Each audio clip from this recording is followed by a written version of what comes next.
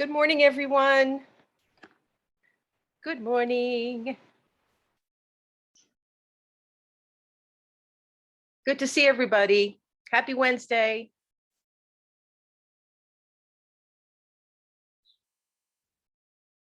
Very good. Thank you for typing your name into chat for me.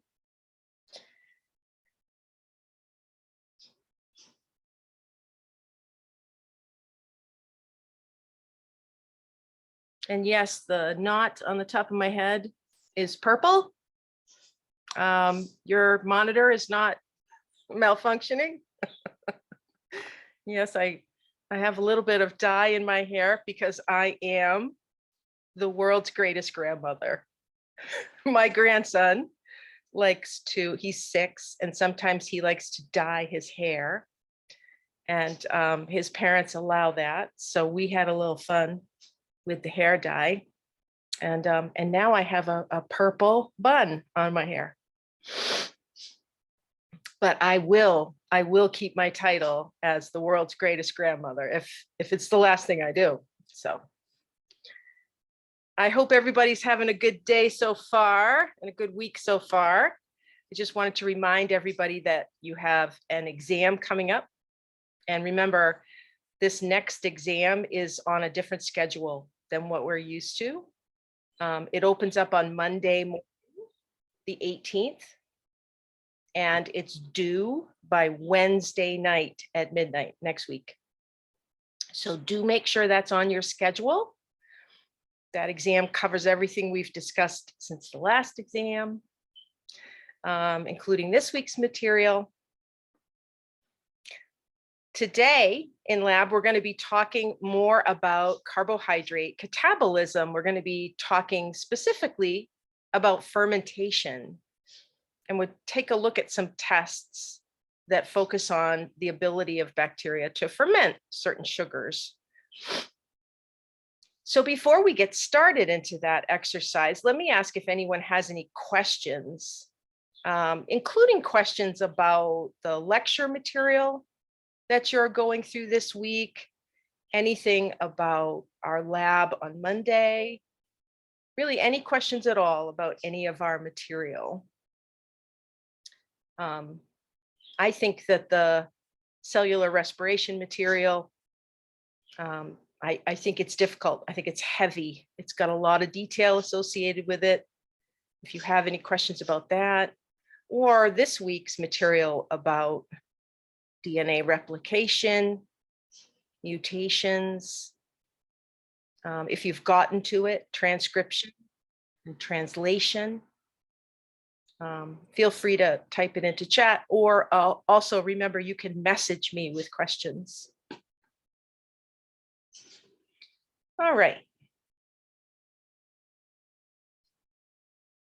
Just about everybody's here with us today, so I'm going to go ahead and jump into our slides for the lab.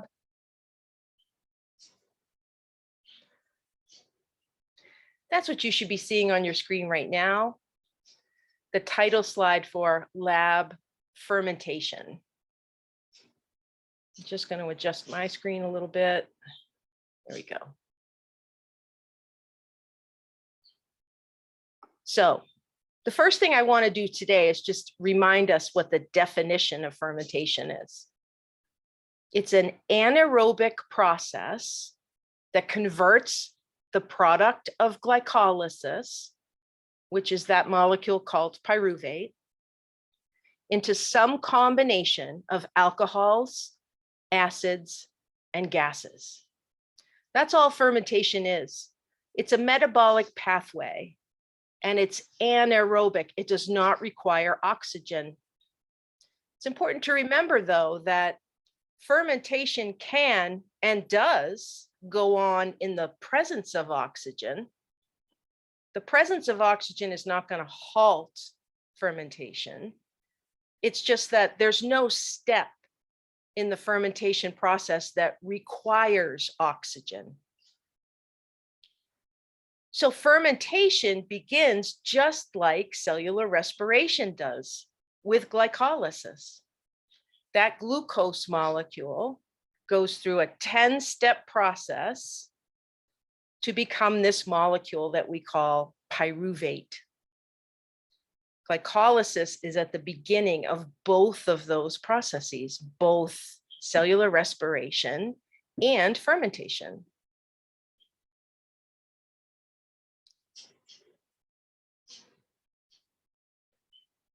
Now, the reason that a microbial cell ferments actually varies a little bit depending on the species.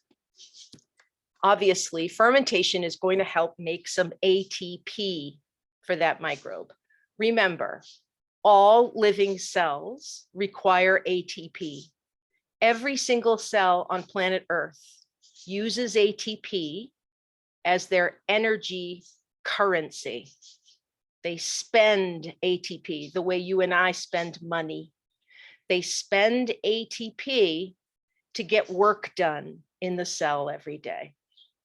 So for some microbes, fermentation is going to produce that ATP, that energy currency. That's what E stands for. They're going to produce ATP when cellular respiration is not possible. In other words, they're going to use it as a secondary metabolic pathway. Their primary pathway would be cellular respiration, but for some reason, their final electron acceptor is not available. And so they're going to switch over to a less desirable secondary pathway, which for them is fermentation.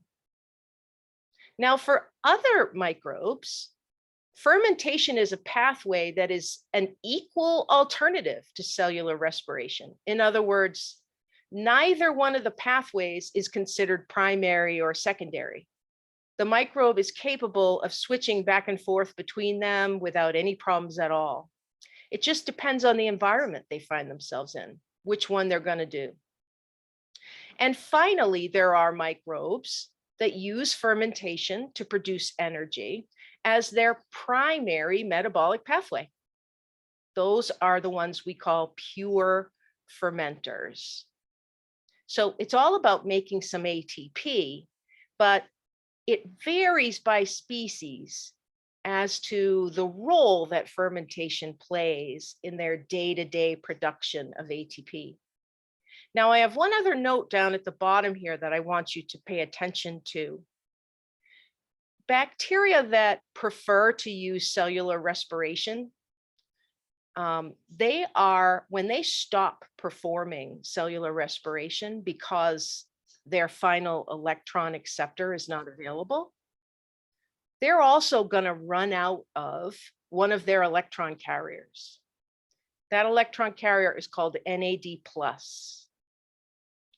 So any organism that prefers to do cellular respiration, but can't do it in the moment because they don't have their final electron acceptor available, they're also going to experience not only stopping cellular respiration, but they're going to run out of NAD+. And that's a problem because when it becomes possible to do cellular respiration again, they're going to need NAD+ as an electron carrier. The other role, the other purpose that fermentation plays in the life of a microbe is it regenerates or replenishes the NAD+ stocks. Okay. So yes, primarily we're making ATP, but it's also going to regenerate NAD+. And if you're a microbe that uses cellular respiration, that's going to be important. Remember, human beings fall into that very first category. We are organisms that prefer to use cellular respiration. That's what we're built for, cellular respiration as the primary metabolic pathway to make our ATP. When we are in a situation where we cannot get enough oxygen for our needs, we can also ferment. Fermentation for us is not a pathway that can keep us alive, at least not for very long, but it is a pathway that can help us during times when oxygen supplies are limited. So for example, when we are over exercising, when we're exercising past our level of fitness, we will ferment. And if we're very, very ill and we're not able to breathe adequately to get in enough oxygen, we'll also ferment. Remember, our fermentation pathway is called the lactic acid fermentation pathway.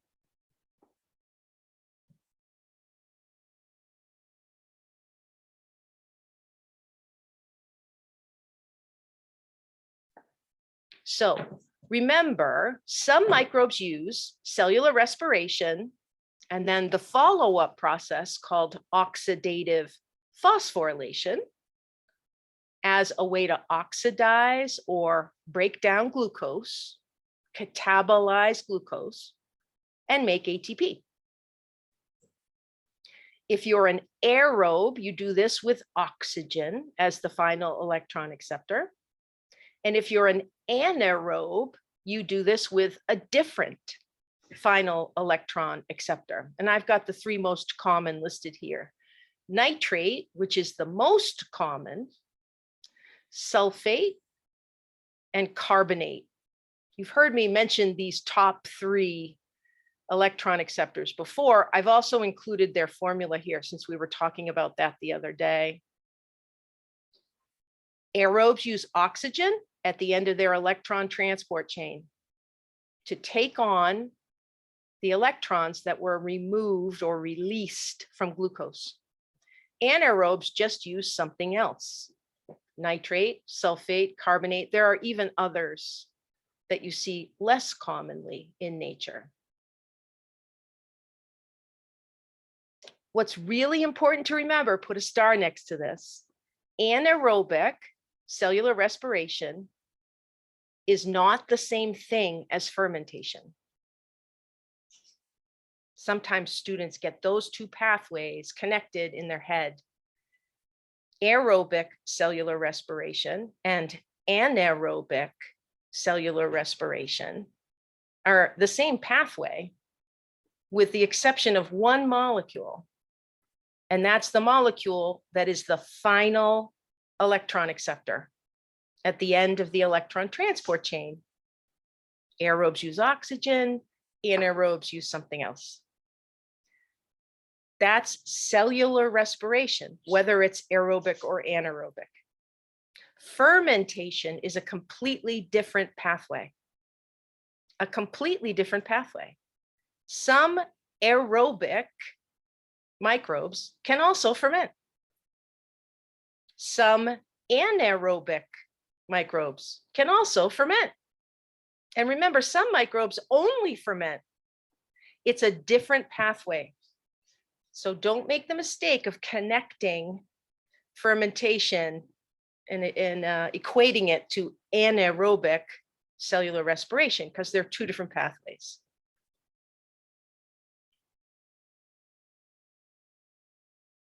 Something else to note.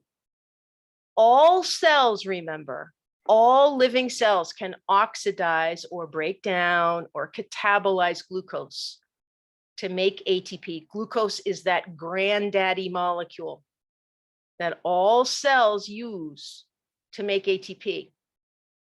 The pathways that are used are going to differ between species. Now, here I'm not talking about the difference between using cellular respiration or using fermentation. Here I'm talking about different forms of the same pathway. We haven't mentioned this yet, but for example, this process called glycolysis, it can look different in different species. In lecture, we talked about glycolysis being this 10-step pathway. It has 10 enzymes. It takes glucose and it slowly, methodically breaks bonds to produce pyruvate. And that's what we call glycolysis. And there are microbes that do the exact same kind of glycolysis that you and I do. But there are other microbes that do it slightly differently. They're still doing glycolysis, but they're doing it just a little bit differently. That's important to remember because it reminds us that compared to humans and other animals and plants, microbes are incredibly diverse, metabolically speaking. There is an amazing array of variation in the metabolic pathways that microbes use. From species to species, you see all kinds of variations. So we have to always keep that in the back of our minds, that there is no sort of standard pathways that microbes use. It varies. Now, in the spirit of that, I posted something on Canvas for us. It's just an optional thing to take a look at. It's nothing I'm going to test you on, but there's a supplementary document on Canvas about carbohydrate catabolism. And it just gives you some examples of how microbes differ in their metabolic pathways, even in the processes that you and I use. Like we said, there are some microbes that do glycolysis, just like we do. And there are some microbes that do glycolysis a little differently than we do. The take-home message is that they are extremely diverse in their metabolic abilities. Some microbes, remember, get their glucose by breaking down other simple sugars. Some need glucose directly. Some use the same pathways, but use different enzymes. It's an amazing amount of diversity that we see in terms of metabolism in microbial cells. So let's review. Remember that when we talk about cellular respiration, when you hear that term, you're actually talking about 4 sets of reactions that take glucose and break it down into carbon dioxide and take all of the electrons that came out of that glucose and send them down that structure called the electron transport chain until they are accepted by a final electron acceptor molecule. So it all begins with glycolysis, then it's followed by pyruvate processing, followed by the Krebs cycle, finishing up with electron transport. During glycolysis, remember, glucose gets split essentially into pyruvate. Glucose is a 6-carbon carbohydrate. Pyruvate is a 3-carbon carbohydrate. So 1 glucose essentially becomes 2 pyruvates. Remember, glycolysis does not require oxygen. It'll occur when oxygen's around, if the microbe has the enzymes to do it, but it doesn't require oxygen. During fermentation, glycolysis goes ahead just like always. If we were doing respiration, cellular respiration, we would expect glucose to get oxidized to pyruvate. But in the case of fermentation, instead of the pyruvate going into pyruvate processing, it's going to be redirected along the fermentation pathway. And that pyruvate is then going to become some combination of an acid, alcohol, or gas. There are many different fermentation pathways, but they all produce the same similar kinds of products: alcohols, acids, and gases. I did want to point out, just for completeness' sake, pyruvate is actually an acid. Pyruvate itself is an acid. Remember from chemistry, pyruvate would also be pyruvic acid. Those 2 molecules would have the same, they would be the same molecule. So pyruvate itself is an acid, but it doesn't stay as pyruvate. It gets redirected down the fermentation pathway to become another acid, or an alcohol, or a gas, or some combination of these 3. It depends on the pathway, which fermentation pathway the microbe is using. So fermentation produces ATP. It does, but it only produces a small amount of ATP per glucose molecule. And it's producing that ATP through a different mechanism than what we see in cellular respiration. Remember, cellular respiration technically ends after electron transport occurs. But following electron transport, the energy that was harvested from all of those electrons that came out of glucose, the energy is going to be used to build ATP. And that's a process called oxidative phosphorylation. In fermentation, the pathway that makes the ATP, remember, is called substrate level phosphorylation. I have another note here about regenerating that electron carrier molecule. We mentioned that a little earlier. Making ATP through substrate level phosphorylation is a bad way to make ATP. It's just not efficient. You're not getting a lot of bang for your buck. All right, you get a much lower amount of ATP per glucose than you would doing oxidative phosphorylation, but it still makes ATP. This is a drawing that we looked at in lecture, but let's review it now.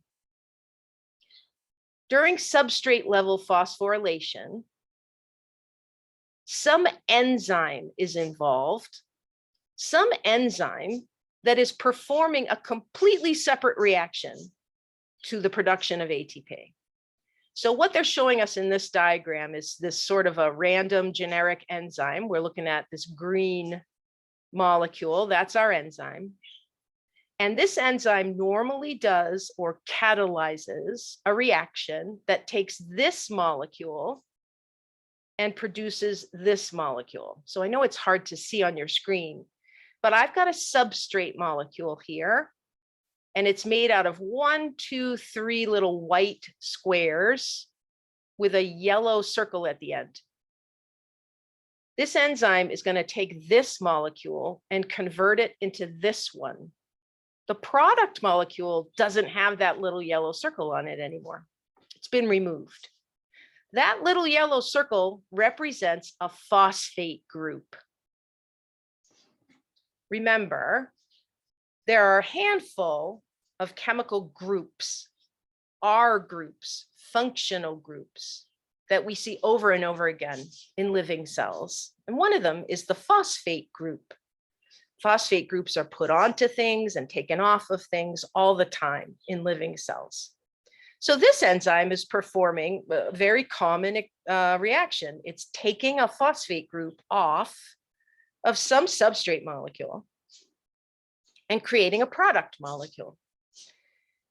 Substrate level phosphorylation sort of takes advantage of that. If you notice, there's 2 active sites on that enzyme. The second active site contains ADP, adenine adenosine diphosphate, 2 phosphate groups on this molecule. So this second substrate sits in this second active site. And as this primary reaction is occurring, the phosphate group's being taken off. It just gets added on to the ADP. It gets taken off of this white molecule and put onto the ADP to create ATP. This process, this substrate level phosphorylation, can occur in several different enzymes. There is no one enzyme that does this. Making a little bit of ATP sort of piggybacks. It piggybacks on another reaction. It's sort of there taking advantage of the fact that a phosphate group is going to be free and available. So the ADP gets a phosphate group that was taken off of some other molecule. And the ADP becomes ATP. Now, as I said earlier, this is a terrible way to make ATP because you only get one ATP each time the enzyme does that reaction. Every time the enzyme does its primary reaction with that white substrate, whatever it is, you get one ATP made.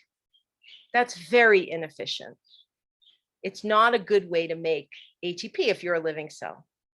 Oxidative phosphorylation is a much better way to make it because you get a ton of ATP from each glucose. But in fermentation, this is how the ATP is being made, through substrate level phosphorylation. Now, something else to be aware of from a practical standpoint, many different sugars can be fermented by microbes. This is what I mean by this metabolic diversity. Yes, when we talk about fermentation, we're really talking about glucose becoming pyruvate through glycolysis, and then the pyruvate becoming some group of products. But the glucose can actually come from another sugar.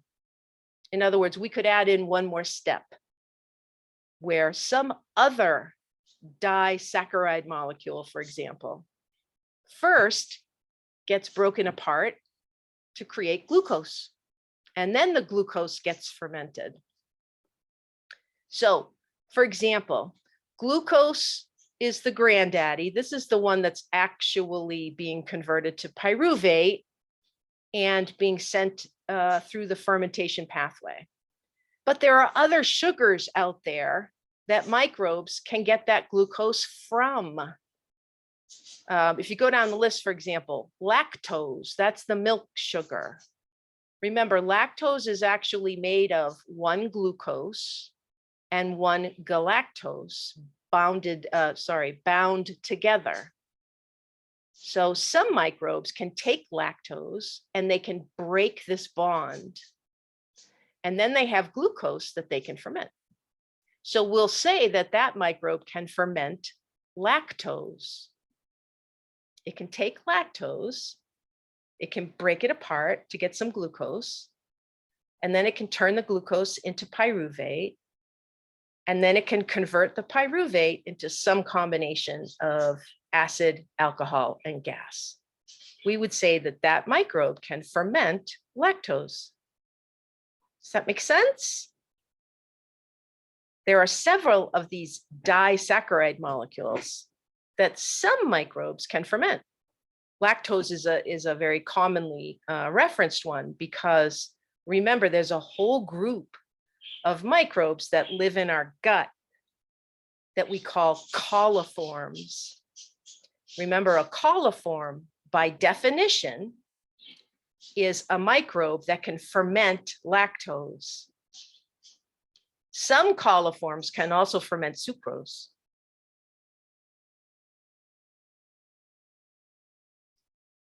Remember, all sucrose is, all table sugar is one glucose and one fructose bound together.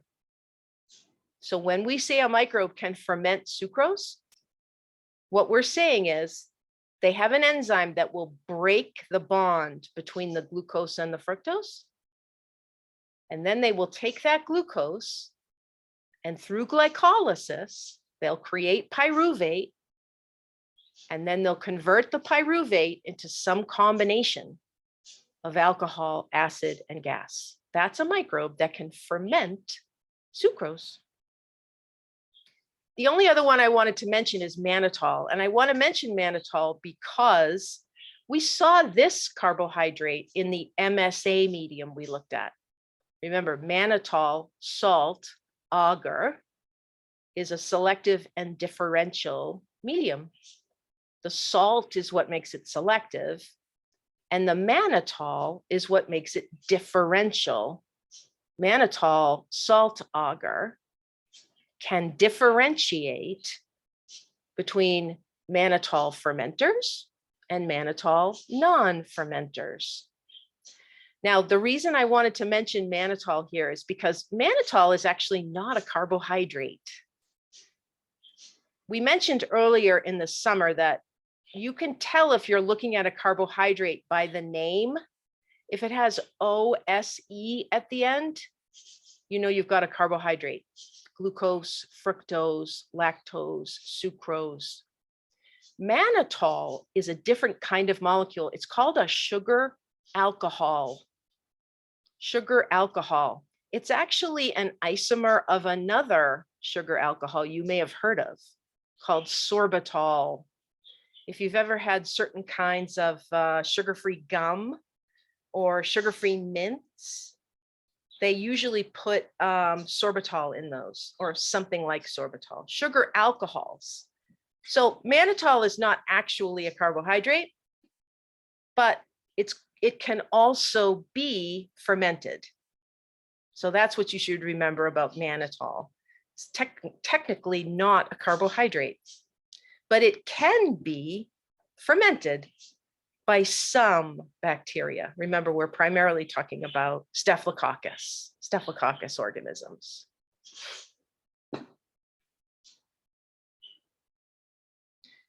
When a microbe ferments one of these disaccharides, one of these sugars that has only 2 subunits in it, the first thing that has to happen is an enzyme has to break the bond between those 2 sugars to release the glucose. And then different enzymes will be used to do glycolysis, to break the glucose down into pyruvate. And then still different enzymes will be used to take the pyruvate and convert it into some combination of acid, alcohol, and gas. So lots of diversity in metabolism in microbes, including fermentation ability. Lots and lots of diversity. So no surprise then that we test in the laboratory to see what these microbes can do in terms of fermentation. We do certain tests to see, number 1, are they able to ferment? And number 2, how many different things can they ferment? How many different molecules can they ferment? Because different species have different fermentation abilities.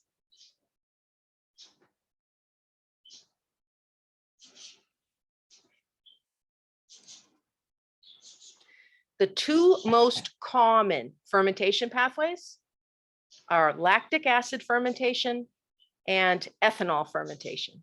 You see these a lot. You see a microbe that is able to ferment is often doing either lactic acid fermentation or ethanol fermentation. Very common. Remember, for lactic acid fermentation, glucose is being converted to pyruvate. That's glycolysis. And then the pyruvate is converted to lactic acid and ATP.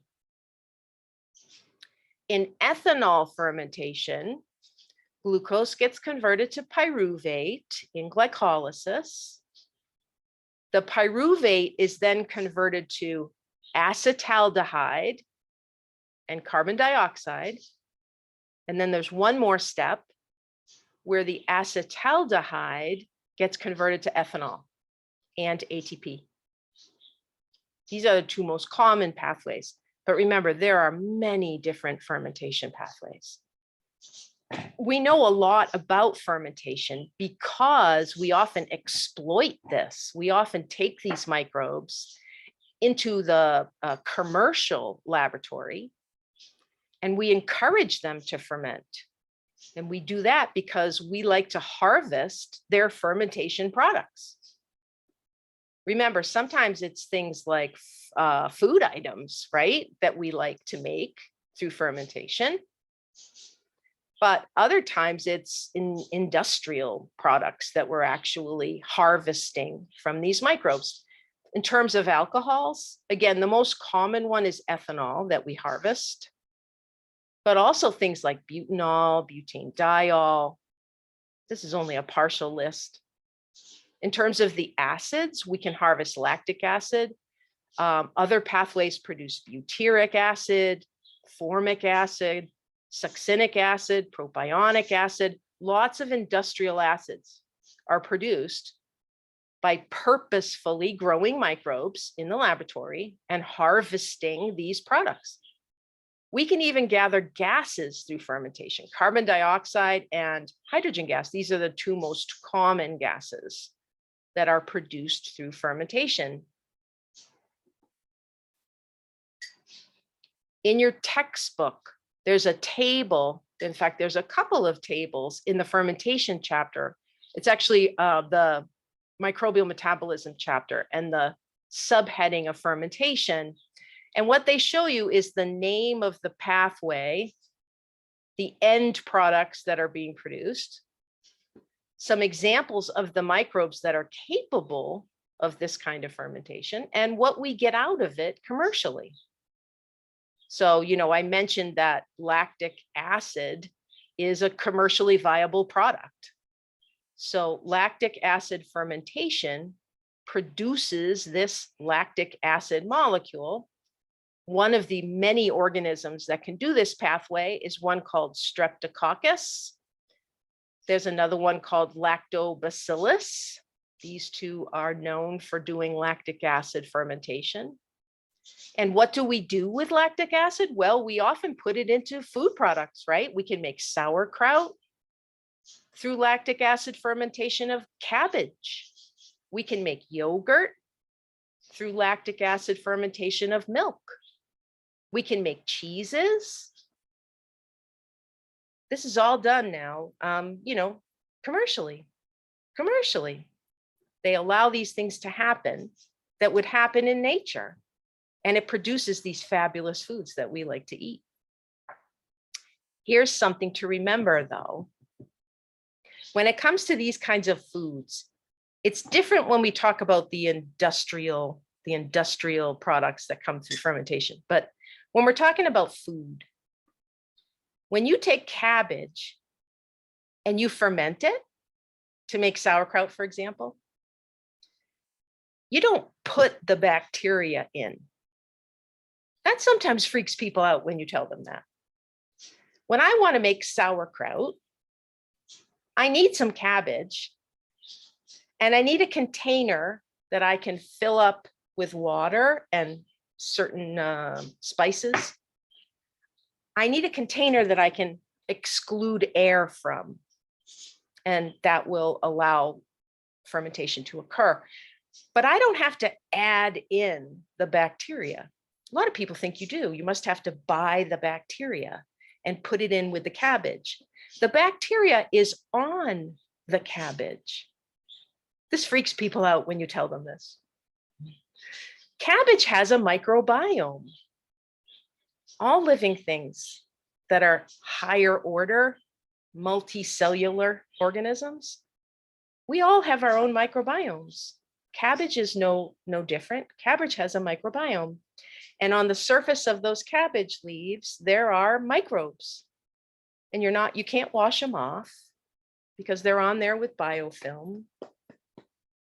They're not going to hurt you when you eat them. And it turns out that if you put them in a certain environment, they will ferment that cabbage for you. The same is true of things like, say, kimchi or other fermented products. The only difference between something like sauerkraut and something like kimchi is the spices that you put into it. But otherwise, the microbes are on the food. The microbes are present on the food. We're encouraging these organisms to do what they do naturally, to ferment.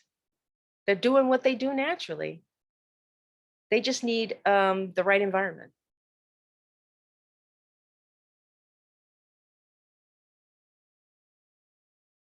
All right. Who has questions about fermentation? Does anybody have any questions about what the process is? Does anybody have any questions about what the pathway looks like, generally speaking? Any questions about why a microbe would do fermentation?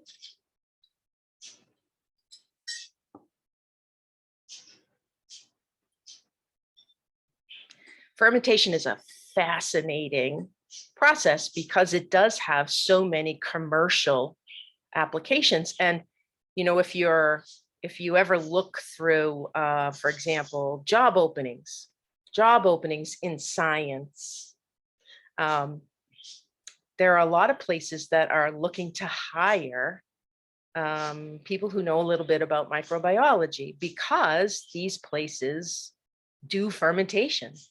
They have to run giant fermentation tanks in order to harvest these products. I have a student, an ex-student who graduated several years ago, who went to Keene State College. And I recently heard from him that he's taken a job at Stonyfield Farm, working in microbiology.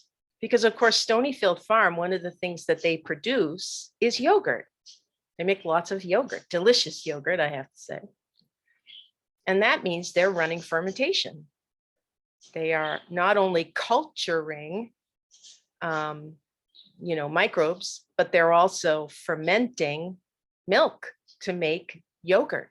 And they need somebody who knows about how to keep those microbes happy and how to keep them doing what they do. So yeah, fermentation is really interesting to me because it does have so many commercial applications.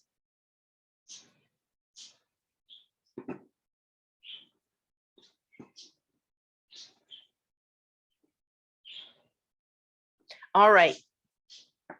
For today's virtual exercise, we're going to be looking at 3 different types of test media. We're going to be doing first what's called a carbohydrate fermentation test.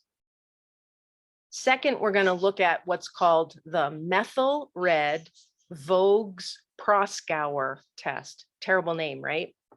We shorthand that test Mrvp. That's what most people call it. And the last test we'll look at is called the Citrate Fermentation test. Now, carbohydrate fermentation testing determines if a microbe can ferment some specific sugar. We're going to be looking at a couple of different sugars today. Oftentimes, people use the carbohydrate fermentation test to test a range of different sugars. The nice thing about the carbohydrate fermentation test is it will tell us if the organism is making acid. It will also tell us if the organism is making gases. So we'll actually be able to determine if gases are being produced. Now, the Methyl Red Vogue's Scour, or Mrvp test, helps determine what kind of acid is being produced through fermentation. In other words, this is a test that's going to rely on some of those indicator dyes, and it's going to rely on different pH levels to tell us what kind of acid is being produced, and also if that acid can be converted to another product. That other product is called acetone. We've never mentioned acetone in here before.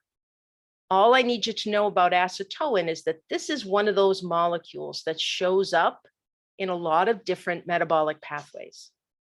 So some microbes will do fermentation that produces an acid, and then they will convert that acid into acetone and send it along some other metabolic pathway. Now, when it comes to Mrvp, we're going to be able to differentiate 3 levels of pH. We're going to be able to tell if the acid has a pH less than 4.4, if it has a pH between 4.4 and 6, and if it has a pH greater than 6. So that's what I mean when I say we'll be able to tell what kind of acid is being produced in terms of its pH. The last test is called the Citrate Fermentation test. Citrate is yet another of these molecules that shows up in a lot of different metabolic pathways. Notice that citrate is not a sugar. Citrate is not a carbohydrate. It's actually an acid, citric acid. But some microbes can ferment it. And this test is going to use an indicator dye to tell us if a microbe can ferment citrate. So 3 different tests for us to examine today, and we have a long list of bacteria. Excuse me. We have 5 different bugs we're using today. Some of them you've seen, some of them you haven't. Here's our friend E. coli. Remember, gram-negative rod, fecal coliform. Here's a new organism for us called Enterobacter Orogenes. Now you'll notice I have this note here that it's also known as Klebsiella Orogenes. The newer name is Enterobacter. One of the things that we do in science that's very frustrating is we change names periodically. We do this in anatomy, we do this in microbiology. Every once in a while, we just change an organism's name, which is very frustrating. But the reason that we do it is because we have new information. So this organism used to be called Klebsiella Orogenes. I learned it as Klebsiella Orogenes, but with newer molecular technology, newer DNA sequencing data, we now know that the genus is not Klebsiella. The genus is Enterobacter. You see what I'm saying? We gather data over time, and we use that data sometimes to reassign an organism to a different genus or a different species or a different strain. So even though it can be frustrating just to us when we're learning, we do see some name changes. Now, Enterobacter Orogenes is a gram-negative rod, and it's also a fecal coliform. So it has a lot in common with E. coli. There's yet another one that's new to us. This one is a Klebsiella. It's called Klebsiella pneumoniae. That's how you say that name, pneumoniae. This is another gram-negative rod and a fecal coliform. Klebsiella pneumoniae, though, got its name because it's a really vicious pathogen, and it's capable of causing pneumonia. Now that seems weird. It seems weird that an enteric organism could cause a lung infection. But Klebsiella pneumoniae can actually cause infection in several parts of the body. It's very virulent. And so if you get a pathogenic strain, it's capable of infecting different parts of our body, unfortunately. It's known for causing pneumonia. It also can cause a cellulitis, which is a deep skin infection, and it can cause a meningitis. So when you get a pathogenic strain, it's a bad one. Next on our list is an organism called Shigella sonii. Now, Shigella is a gram-negative rod and a fecal organism, but it's not a coliform. Shigella cannot ferment lactose, so it's a non-fermenter. Shigella, when you get a pathogenic strain, it can also be quite virulent. And one of the reasons that it is so pathogenic sometimes is because it's capable of getting into cells. What Shigella can do that other organisms can't is it can literally invade the cells that line your intestine. And you can imagine, once it gets inside of your cells, it can really wreak havoc because it's sort of protected from the immune system once it's inside of cells. So it's a particularly problematic enteric bacteria, but it's not a coliform. The last one on the list we saw last time, Pseudomonas aeruginosa.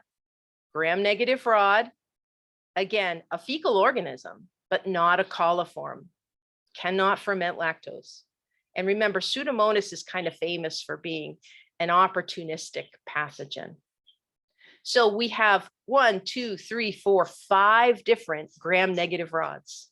We have 5 organisms that live in the gut, but they're very different. 3 of them are coliforms, 2 of them are not. Now, we're not going to examine all 5 of them together today. We're going to split them up for different parts of the experiment. We're going to compare E. coli and Klebsiella. Whoops. We're going to compare Shigella and Pseudomonas. And we're also going to compare Enterobacter and E. coli. So different tests will be different comparisons. Let's start with the carbohydrate fermentation test. Carbohydrate fermentation test tubes, test broth can absolutely be made in the laboratory. It's not hard, but you can also buy it commercially. One of the nice things about buying it commercially is that you can ask them to put in different carbohydrates for you. So what you're looking at here are 3 tubes of carbohydrate fermentation broth that were purchased from a supply house. Now, when the broth is uninoculated, it has this reddish color to it. Now, one of the things that you probably can't see in this picture is that there's a little thin, short test tube inside this broth. It's called a Durham tube, and it gets placed into the broth upside down. I've got one here for you to see. So this is just a plain glass test tube. This is called a Durham tube. It's a test tube. It's got a hole at one end. It's got an opening at one end, and it's closed at the other end. And in carbohydrate fermentation testing, what we do is we put the Durham tube upside down into the broth. So it's sitting in the test tube upside down in that broth. And the reason we do that is because that little Durham tube will collect any gas that gets made.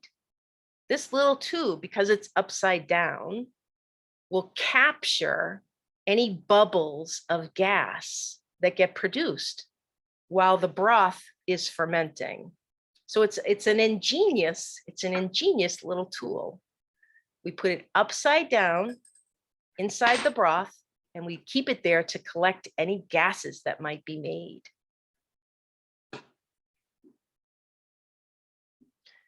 Here's a picture of an empty carbohydrate fermentation tube, and you can really see the Durham tube in here. So again, you can certainly assemble these on your own in the lab, but a lot of people prefer to buy them pre-made. It's just easier.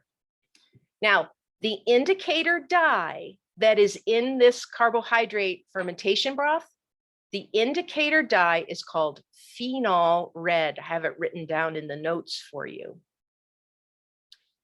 It's just a general nutrient broth. So it's like a basal medium.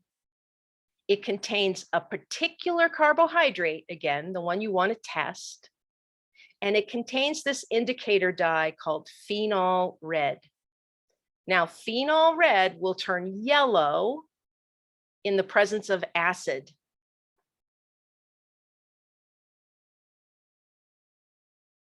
So on this slide, what you're looking at is what a control tube would look like, what a tube would look like when acid is produced, and what a tube would look like when acid and gas are produced.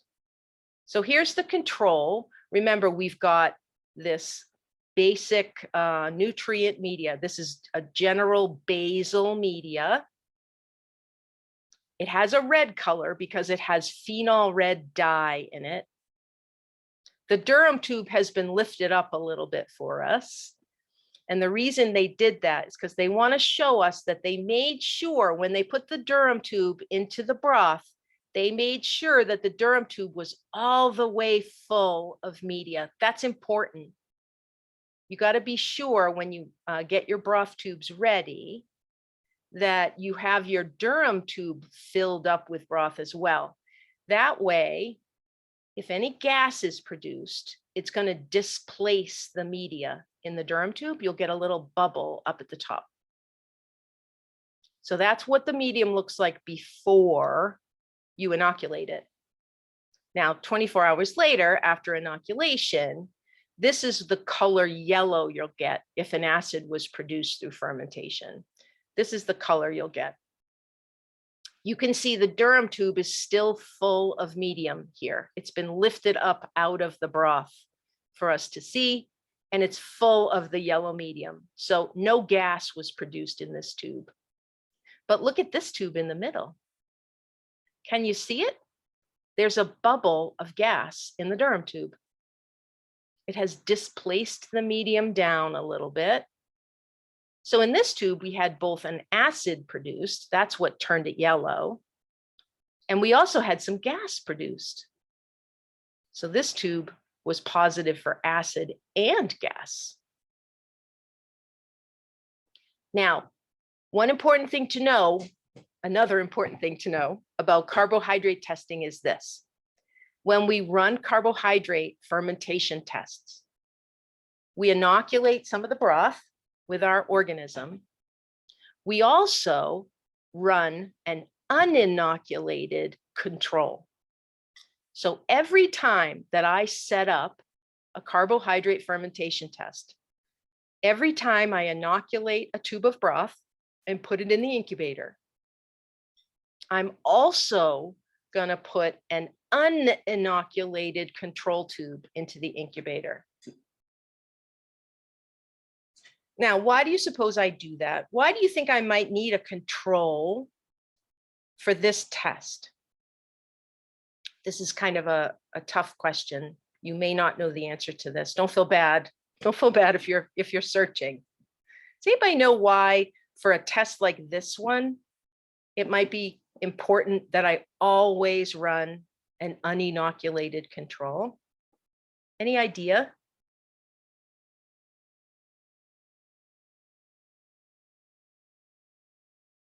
I'll give you a hint. It has to do with the dye. These indicator dyes are very, very useful to us. We look for a change in color, and that tells us that something has happened that caused the pH to change in that tube. So the reason that we always run an uninoculated control is because this is the kind of test that we're going to vary according to our own needs. Remember, I said I can order carbohydrate fermentation tubes that have any one of a number of sugars in them. I can order glucose tubes. I could order sucrose tubes. I could order lactose tubes. I could order any kind of fermentation tubes I want. And each one of those individual sugars might have a slight effect on the color of the indicator dye. In other words, I need a control tube, so I literally have something to compare to the next day. I need to be able to control what an uninoculated tube looks like with what I get the next day. I can't just be thinking in my head, oh, it started off red, and I'm looking to see if it turned yellow. Let me show you what I mean.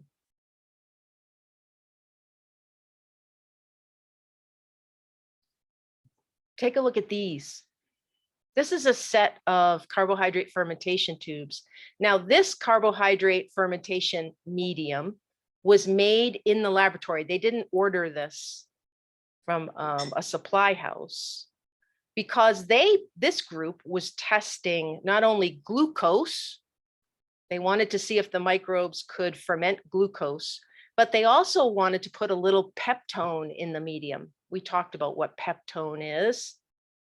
This tube over here on the left, this is the uninoculated tube. You can see the Durham tube has been raised up for us so we can see it. This tube was inoculated with E. coli. This was inoculated with Shigella sonii. This one was inoculated with Pseudomonas aeruginosa. Can you see why I need the control? When they put glucose and peptone into the medium, the phenol red didn't make it red, it made it sort of orange. It made the media sort of orange. Phenol red is sensitive to pH. So depending on your starting pH, it's going to be some shade of red, some shade of reddish, orangish color. So you have to know exactly where you started so you can compare your results. You run a control because you have to know the color that you started at. So you can compare that with the color you get after incubation. Now, in this particular experiment, this is the result after 24 hours. This is a test, a positive test for acid and for gas. See the bubble in the Durham tube? This one is positive for acid. It's got that nice yellow color, but there's no gas in the tube. This one is negative. Now, see, if you hadn't run the control, you might not realize that this is a negative test. This color completely matches this color. So you know that there has been no change in pH in the Pseudomonas tube. So for carbohydrate fermentation testing, especially, we always run an uninoculated control. All right, let's look at some results. Remember, I said we're only going to compare a couple of our organisms in each of these tests today. The first test that we ran was carbohydrate fermentation for glucose, lactose, and sucrose. So 3 different carbohydrate fermentation tubes were incubated with E. coli, and then another 3 tubes were incubated with Klebsiella pneumoniae. So 6 tubes in total were inoculated. Now, unfortunately, I didn't get good pictures for you from the actual tubes, so I'm going to use this diagram to show you the results. Here's our uninoculated control tube. You can see it was a nice cherry red. Here's the Durham tube inside. This is the glucose tube. This is a lactose tube, and this is a sucrose tube. Now, I've only shown you one, even though we looked at 2 different organisms. I'm only showing you 1 glucose tube, 1 lactose, and 1 sucrose, because both organisms produced the exact same results. Notice that the media turned yellow in each one of these, and there's a gas bubble in the Durham tube in each one of these. I summarized that down in the bottom here. Let me see if I can make it bigger for us. So E. coli and Klebsiella pneumonia, in the glucose fermentation test, they both produced acid and gas. In the lactose fermentation test, they both produced acid and gas. In the sucrose fermentation test, they both produced acid and gas. This shows you that those 2 organisms are pretty closely related to each other, doesn't it? They're both gram-negative rods. They're both enteric. They both live in the gut. They're both fecal coliforms. We confirmed that. We showed that they can ferment lactose, but they can both ferment glucose and sucrose as well. These 2 organisms are pretty closely related. So this would not be what we would use to differentiate them in the lab. We would need some other kind of testing to tell us whether we had Klebsiella pneumonia or E. coli. We'd need to use a different test.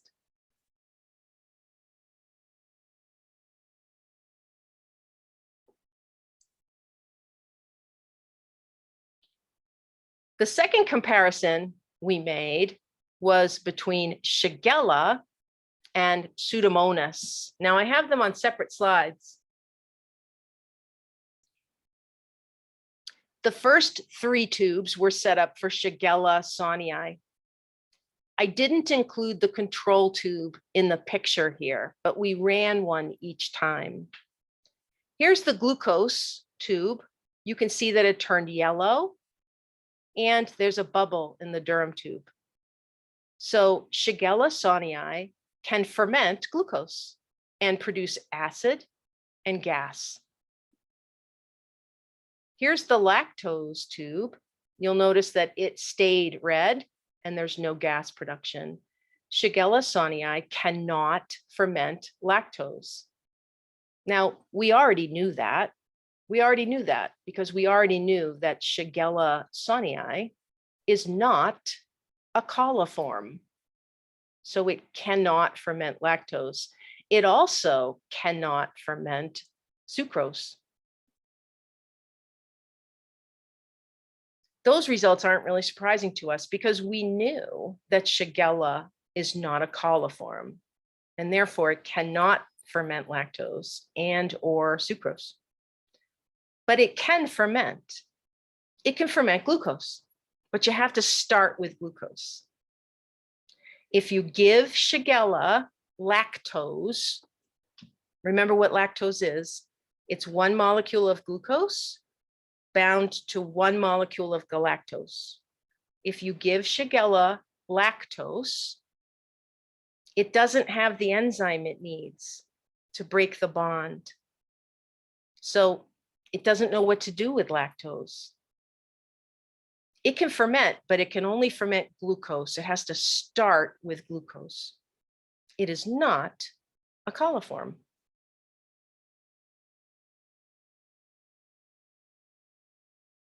Now, Pseudomonas is also not a coliform. And as you can see, just briefly, it produced very similar results to Shigella. Here's the Shigella results. Here's the Pseudomonas results. But there's one important difference. When Shigella ferments glucose, it produces gas as well as acid. See the gas bubble? When Pseudomonas ferments glucose, there's no gas produced. You get that yellow color because fermentation occurred and acid was produced, but there's no gas. So this is a test we can use to differentiate Shigella and Pseudomonas, 2 organisms that are gram-negative enteric or gut organisms and non-coliforms. Both Shigella and Pseudomonas are non-coliforms. How can we tell them apart? Well, one way we can tell them apart is by doing a glucose fermentation test. Shigella will ferment the glucose. It'll produce acid, but it won't make any, Shigella will make gas. Pseudomonas will also ferment glucose, but it won't make gas. It's a simple test we can run that can help us tell whether or not this gram-negative rod we have is one of those 2.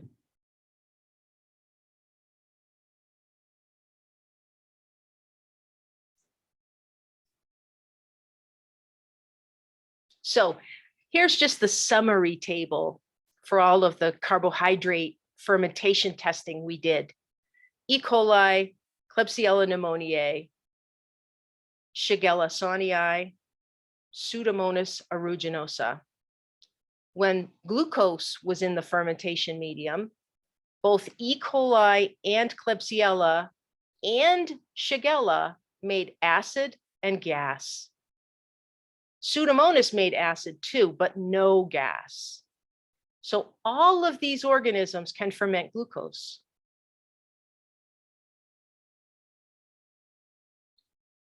Remember, if an organism can ferment, it's going to ferment glucose. if you can ferment, you must ferment glucose. The question is, can you also ferment other things? Can you get the glucose out of other larger carbohydrates? That's what the other tests were about. When it comes to lactose, only the coliforms were able to ferment it. Only E. coli and Klebsiella pneumoniae were able to get an acid from lactose. They also got a gas. The non-coliforms were not able to ferment it. The medium stayed red and there was no gas produced. Same thing with sucrose. Acid and gas for our coliforms, no fermentation for our non-coliforms.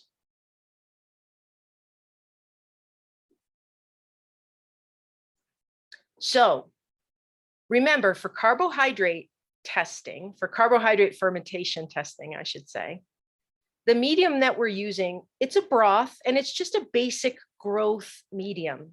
It's a basal medium. The reason it makes a good test medium is because we can add individual carbohydrates to it, depending on what we want to test for. We also put a Durham tube in it so we can test to see if any gas is produced. It's a very helpful test for us because the phenol red dye will turn a very obvious yellow, when acid is produced, when the pH drops. And we'll get a nice gas bubble visible if any gas is produced. Remember, you always need to run an uninoculated control tube when you do a carbohydrate fermentation test.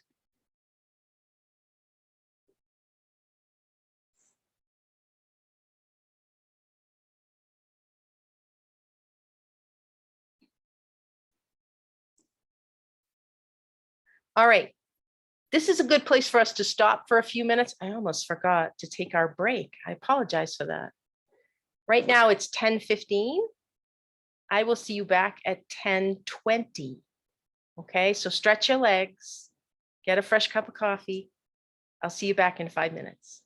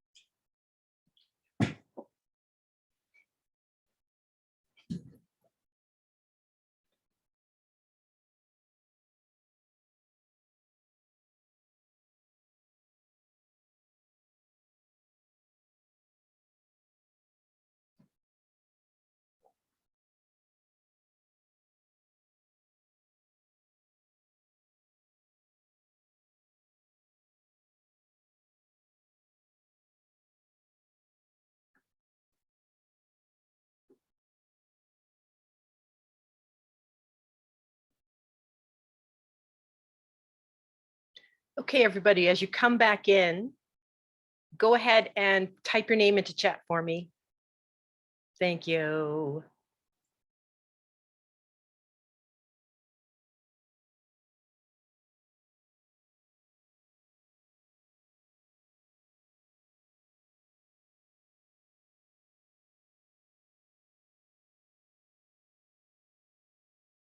All right, very good. That looks like everybody. Good. All right. So we're going to jump back in to the next test. And remember, this next test is called Methyl Red Vogue's Scour. And everybody refers to it as the Mrvp test. This is actually two tests that are run together. Just to remind us, remember that this combination, this Methyl Red test and Vogue's Scour test, help determine what kind of acid is being produced during fermentation according to pH, by pH. And it tests if the acid can be converted to a neutral product called acetone. So a neutral pH product called acetone. The categories of pH that we will be able to distinguish are pH less than 4.4, pH between 4.4 and 6, and pH greater than 6. So in other words, a strong acid, a mid-range acid, and a weak acid. This is a double test. It's always run together. You would never run an MR test all by itself. You run MR with VP. And this is the first test that we have talked about so far that has two steps associated with it. So this one is just a little bit tricky. Now, this media that we use for the Mrvp test, it's a media that contains glucose. So again, we're looking at the ability of this organism to ferment glucose, just like we did with one of the carbohydrate fermentation tests. But this time, the indicator dye is not phenol red, it's called methyl red. I have it written down here in the notes for you. It's really important as you learn biochemical testing in microbiology that you learn about these indicator dyes, because different indicator dyes turn different colors in the presence or absence of certain pHs. So you have to know which dye you're dealing with and what color changes it makes. Methyl red is very different from phenol red. Over here on the left, this is a tube of that we would use for the MR test. This is a negative. This is an uninoculated MR tube. I should say Mrvp tube. Notice that methyl red starts off as yellow. This is very different from the other indicator dyes we've looked at so far. A lot of indicator dyes turn yellow when the pH is acidic. Methyl red is different. Methyl red is going to turn red in the presence of acid. And it's the color red that you get that tells you which acid category you're in. The deepest, we'll say cherry red color, tells you you have a strong acid, pH less than 4.4. Now, the way it works is the Methyl Red testing, when you buy the medium, again, from a commercial set, when you buy the medium, it's going to come with a little chart, a color chart for you, so that after inoculation and incubation, you can compare your tube to the color chart. And you'll know whether or not you've got that real cherry red, which is a strong acid, you've got something in the middle of acidity, or you've got a weak acid. What'll happen is that red will get more and more orange as the pH goes up and up. So from cherry red with a pH less than 4.4, you'll get a little more orange red when the pH is between 4.4 and 6. And then you'll go to an orange, essentially, when the pH is greater than 6. So you don't have to guess. You don't have to guess at it.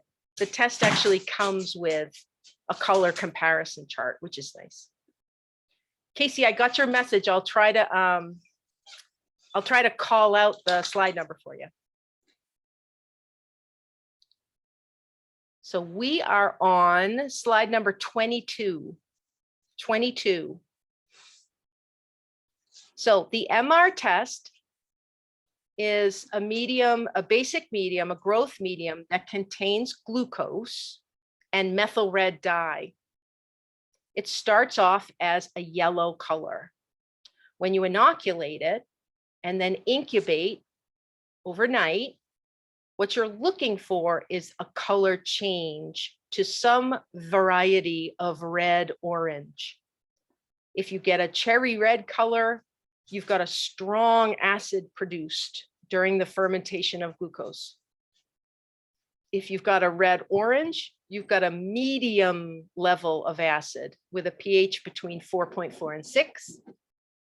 And if it turns orange, you've got a weak acid with a pH greater than 6. This methyl red test does not tell us exactly which fermentation pathway this organism used. All it does is it gives us a little more information by telling us what the pH of that acid product, what the pH of it is.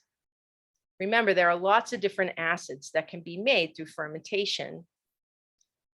If we don't know which pathway the microbe is using, we don't know what the product is exactly, but we know a little bit more about it now because we know how acidic it is. And there are tables in textbooks and other places where these acid products are listed according to their pH. So it's a step towards identifying what pathway this microbe is using and what the identity of the microbe is. All right, we're staying on slide 22 now and looking over at the Vogue's Scour test. This is a different medium. Pardon me, I have something in my throat today. This tube over here is uninoculated. So this would also be what a negative result looks like. You can see this medium starts off as sort of an ugly color, I think. It's sort of a muddy, sort of beige brown color. Very, not very noticeable color, really, not kind of an ugly color. Now, what we do is we inoculate this medium, we incubate it for 24 hours, take it out of the incubator, and we have to do an extra step. This is the first test where we've had to do an extra step when we take it out of the incubator. So be sure you note that down. What you have to do is you have to add in a reagent, a test reagent that comes with this kit. You put that reagent into the incubated media, and you look for the presence of a red ring at the top of the tube. If a red ring forms in that medium after it's been incubated, after you added in the reagent, if a red ring forms, you've got a positive test. And what that means is that this microbe took the fermentation product, the acid product, and turned it into acetone. Now, I know that's complicated, so let me say it again. We're going to inoculate Vogue's Scour medium and incubate it 24 hours. When we take it out of the incubator, we're going to take a reagent chemical and put several drops into the tube. And we look for the presence of a red ring at the top of the tube. If you see that red ring, you know that this microbe fermented glucose and then took the acid product and converted it into acetone. Remember, acetone is a molecule that will be shunted off into some other metabolic pathway. Some microbes can make acetone during fermentation, some can't. So 2 tests. This one has an indicator dye in it, and we use color change to determine the pH category of the acid produced. This one uses a second reagent after incubation to tell us whether or not the acid produced gets converted into acetone. So you can see why we run them together. This tells us if fermentation occurs and acid is produced, and what category, what pH the acid has. This one tells us if the acid was then converted into acetone. All right, let's take a look at some results. For this test, we're comparing 2 of our bacteria again, Enterobacter, Orogenes, and E. coli. Remember, these 2 organisms are both gram-negative rods, both fecal coliforms. They have exactly opposite Mrvp results. It's fascinating. Okay. MR testing, remember, it starts off yellow and turns red in the presence of an acid. So all of the A figures belong to Enterobacter Orogenes. All of the B's belong to E. coli. These are the 2 tubes from the Methyl Red test. Tube A was inoculated with Enterobacter, incubated overnight.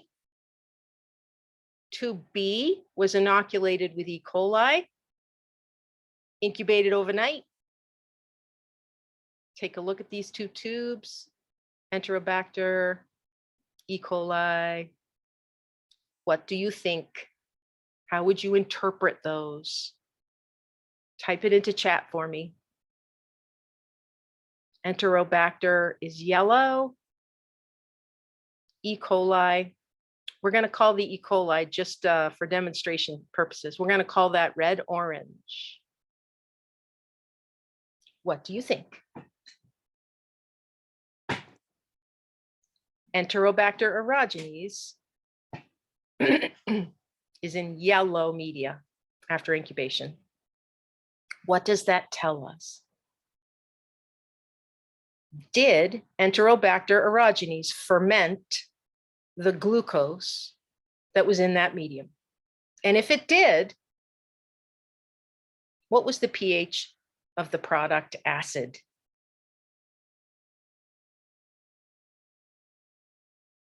What do you think? Enterobacter is sitting in a yellow tube. Let's look again. This is the Enterobacter tube after incubation in the MR test, the Methyl Red test. This is the E. coli tube after incubation.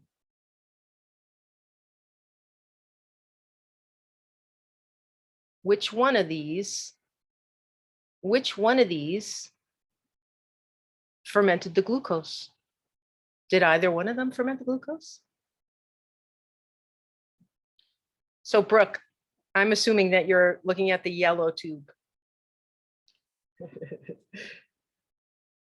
Candy is saying, yes, E. coli fermented the red tube, the red-orange tube, and the acid has a pH of 4.4 to 6. Good job, Candy. That's exactly right.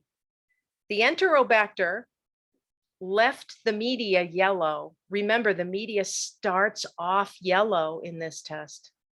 It's very different from the other tests we've looked at. The media starts yellow. So for the Enterobacter, no fermentation took place, at least not producing an acid. No fermentation of glucose.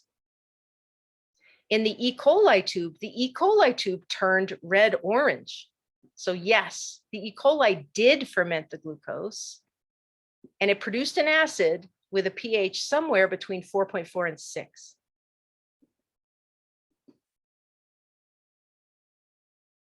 Enterobacter Orogenes and E. coli are two organisms that are closely related. They're both gram-negative rods. They both live in the gut. They're both coliforms. So how do you tell them apart? What are some of the things we can test for to tell them apart? Well, this is one test we can use that will tell them apart. If we're not sure, if we think we might have one of these two, this is a way for us to distinguish them. We can certainly test other organisms with the MR test. We can certainly test other organisms, but this is how these two organisms compare. Now, over here, this was the VP results. Again, on the left, next to the letter A, this is the Enterobacter Orogenes tube. After incubation, after the reagent was added. Tube B is after incubation, after the reagent was added for E. coli. Which organism created acetone in this tube? Enterobacter on the left or E. coli on the right?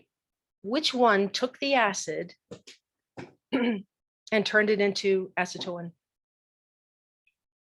Enterobacter has a red ring at the top. E. coli doesn't. Pardon me. What do you think? Type in its chat for me.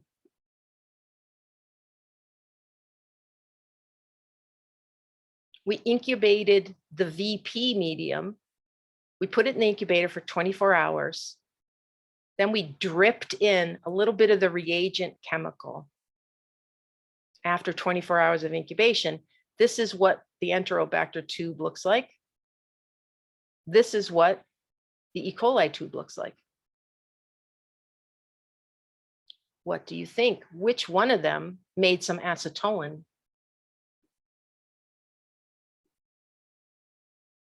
Candy's got it.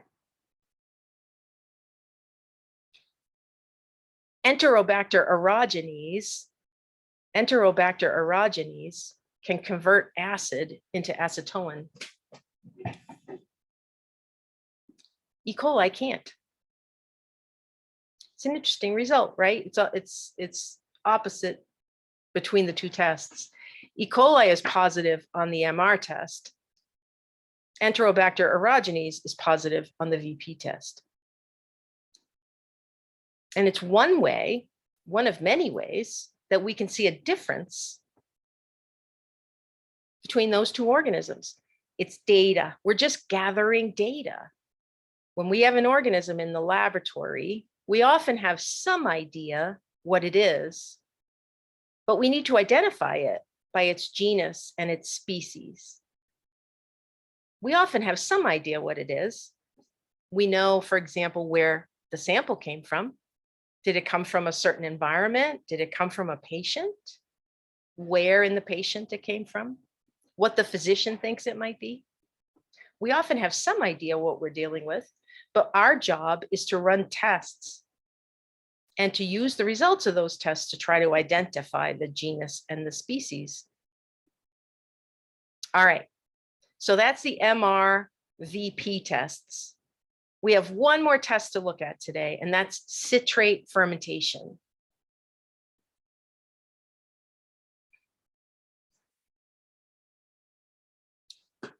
Here's the table of results from the MR and VP tests. Here's E. coli, positive on MR. Remember, we said it was red-orange, so the pH of the acid would be 4.4 to 6. That's a positive test. For glucose fermentation, the VP test was negative. No red ring formed after we added the reagent. The Enterobacter tests were basically the opposite. The MR test was negative because the media stayed yellow. The VP test was positive because a red ring formed after we added the reagent.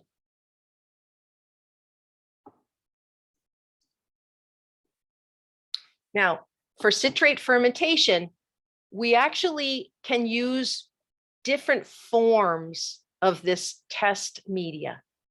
You can buy citrate fermentation broth. You can buy citrate fermentation agar. You can buy citrate fermentation slants. That's what you're looking at here.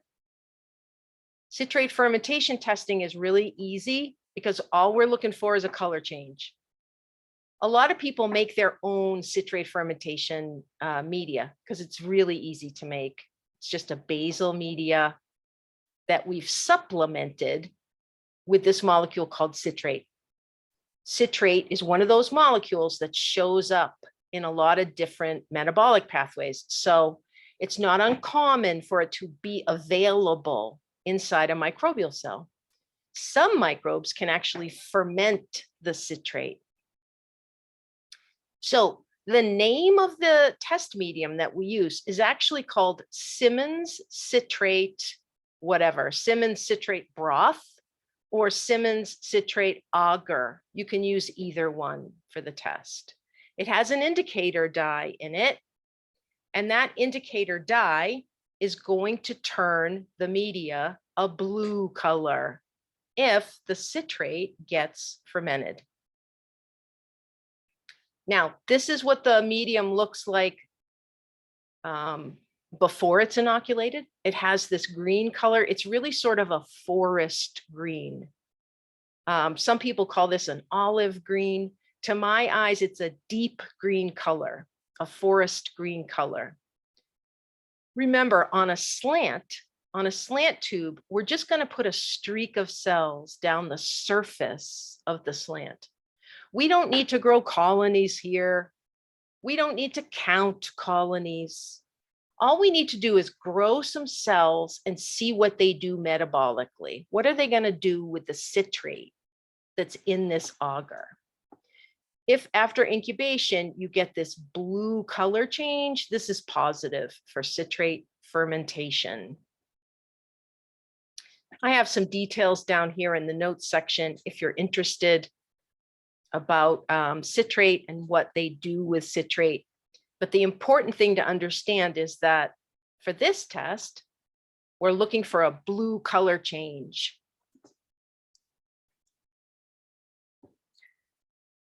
Here you're looking at two agar plates that have Simmons citrate medium in them. So this is what the uninoculated plate looks like. See that green color? This plate has been inoculated with Enterobacter Orogenes on one side and E. coli on the other side. Remember, these are two coliforms that we sometimes have to differentiate between. Look, the Enterobacter side has turned a really obvious blue color. Enterobacter Orogenes can ferment citrate. E. coli can't. You can get Simmons citrate medium. You can make it as a broth. You can make it as an agar plate. You can make it as an agar slant. You can do whatever you want with it. It's a really easy broth to make. It's supplemented with this molecule, this acid called citrate.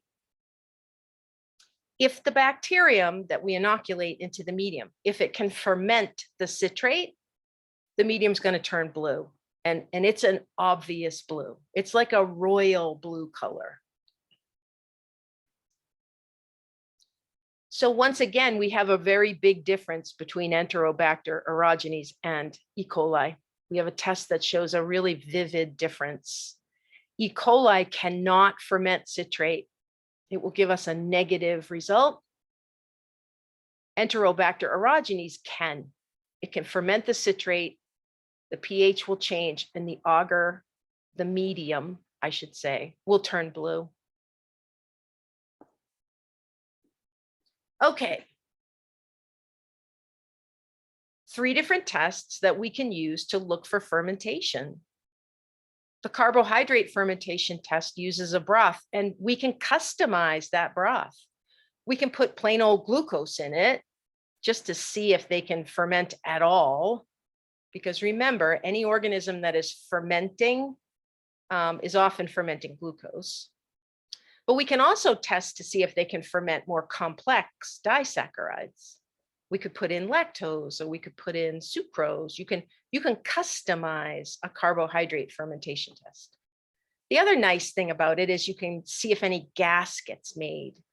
And we do that by putting a Durham tube into the test tube. And we put that tube in upside down. We put it in upside down to see if any gas gets collected. So carbohydrate fermentation testing uses Phenol Red as a dye. It starts red. It will turn yellow if an acid is produced. We'll see a little bubble in the Durham tube if gas is produced. We always run an uninoculated control when we do carbohydrate fermentation testing, because the starting color can vary depending on what you put in your media. Mrvp testing is actually 2 tests. We always run them together. The MR, or Methyl Red Test, tells us what pH category the fermentation product, the acid product, falls into. Oftentimes when we already know, for example, we already know that the organism can ferment. Maybe we've already done a carbohydrate fermentation test. The next test we might do is an MR test, an Mrvp test, because we want to know what kind of acid is produced. And one of the pieces of information we need is what its pH is. Is it a strong acid? Is it a weak acid? Is it something in between? MR testing uses Methyl Red as the indicator dye. That dye starts off yellow and turns some shade of orange red, depending on the acid's pH. VP, Vogue's Scour, looks to see if the microbe can take the acid and convert it into this neutral pH molecule called acetone. Again, it's just another trait that some microbes have. It's just another ability that some microbes have and some microbes don't. So by testing to see if they can make acetone, we just know a little bit more about them. Mrvp testing is always done together. The VP test starts off as a brownish, sort of muddy looking medium. After we incubate for 24 hours, we put a reagent into the tube. If there's acetone in that tube, you're going to get a red ring around the top of the tube. That's a positive test for acetone. Citrate fermentation is another test we can run. Citrate is not actually a carbohydrate, but some microbes can ferment it. Citrate is one of those metabolic intermediates that are often present inside of microbial cells, and some of them can actually ferment it and get some ATP made. Simmons citrate media comes in lots of different forms. It can be a broth, it can be an agar, it can be a slant, an agar plate, I should say. It can be an agar slant. Just depends on what you want to make. If an organism can ferment citrate, the indicator dye in the Simmons citrate medium is going to turn it from green to blue. So if you get blue, you know that the citrate was fermented. Lots of information we can gather about an organism and what it's capable of metabolically. It's more information for our data set to help us identify what kind of organism we have. Okay. Now, we have a few minutes left today, and there's one thing, well, there's a couple things I wanted to talk about, but I got a question, I got a message with a question, and I wanted to share it with everybody because it's such a good question. And this person was asking about whether or not it's possible to identify a microbe, figure out what its genus and species is, by using its DNA. And the answer is yes, sure. If you could isolate the DNA from a bacterium and you could sequence that DNA, in other words, you could figure out the order of the bases in the DNA molecule, you could certainly take that information into a database and you could learn the identity of that organism. Absolutely. We do it every day in research laboratories. We do it all the time. But it is not commonly done in a typical microbiology lab. Now, it seems like that would be the easiest thing to do, right? It's only one test and it will give you an answer. So why not just do that? Skip all this other testing, skip the gram staining, skip the microscope, skip all of this. Let's just do DNA sequencing. The reason we don't do that commonly is because it's too expensive. It's much too expensive still. It would be much too much money to take a patient's sample and send it off for DNA sequencing and identification. Maybe someday that'll be what we do. Maybe someday we will be able to very quickly get an answer back about what an organism is just by checking its DNA.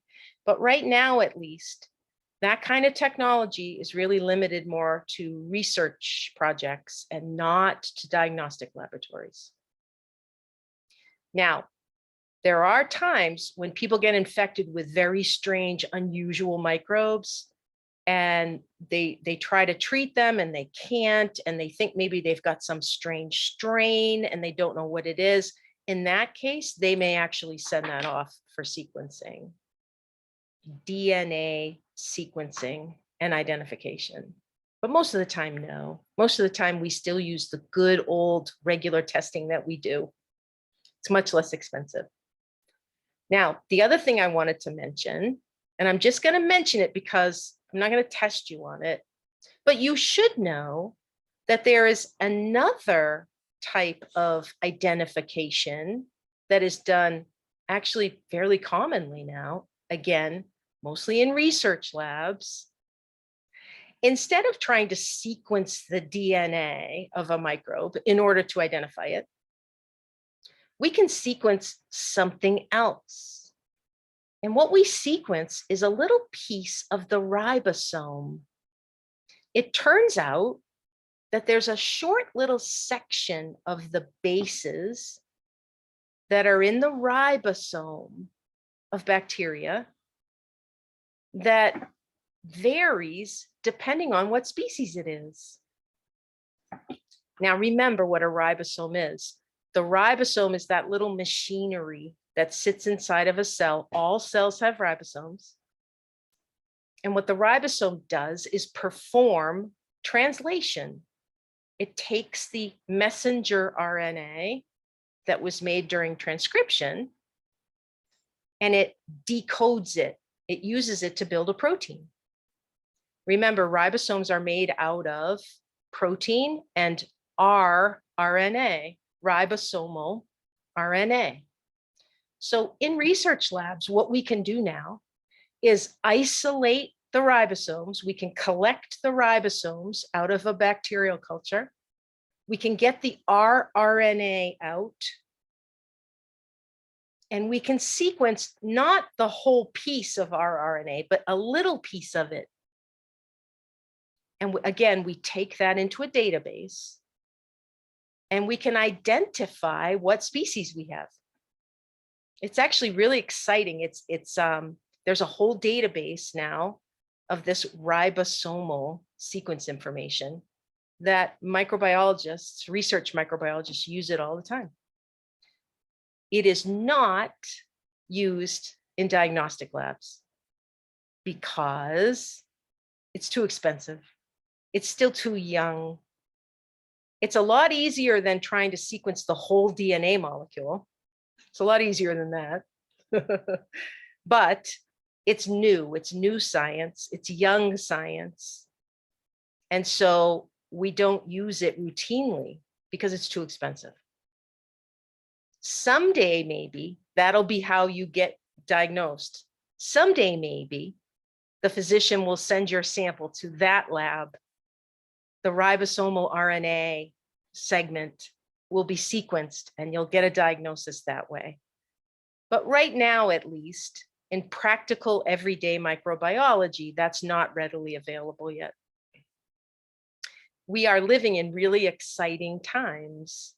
And those of you who are hoping to go into medical healthcare related careers, you're likely to see a lot of changes going through in terms of what happens in a microbiology lab, because we develop new testing technologies all the time.